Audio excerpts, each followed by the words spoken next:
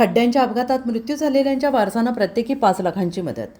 नाशिक महानगरपालिका हद्दीत खड्ड्यांमुळे झालेल्या अपघातांमध्ये मृत्यू झालेल्या 6 व्यक्तींच्या वारसांना महानगरपालिकेच्या वतीनं प्रत्येकी 5 लाख रुपयांची आर्थिक मदत देण्यात आली. या मदतीचे धनादेश महासभेत महापौर हिमागौरी आहेर आडके, उपमहापौर विलास शिंदे, स्थायी समिती सभापती मच्छिंद्र सानप, मनपा आयुक्त मनीषा खत्री, गटनेते पदाधिकारी तसेच संबंधित प्रभागातील नगरसेवक यांच्या उपस्थितीत वितरित करण्यात आले आहेत.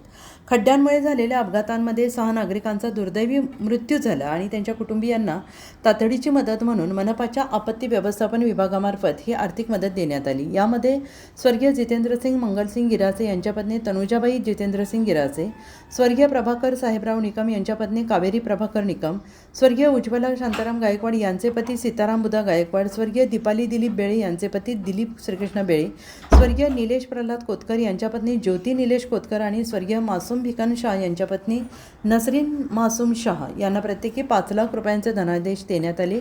या माध्यमातून अपघातग्रस्त कुटुंबियांना आर्थिक आधार देण्याचा प्रयत्न करण्यात आला. मनपाच्या आपत्ती व्यवस्थापन विभागाच्या वतीनं ही मदत वितरित करण्यात आली.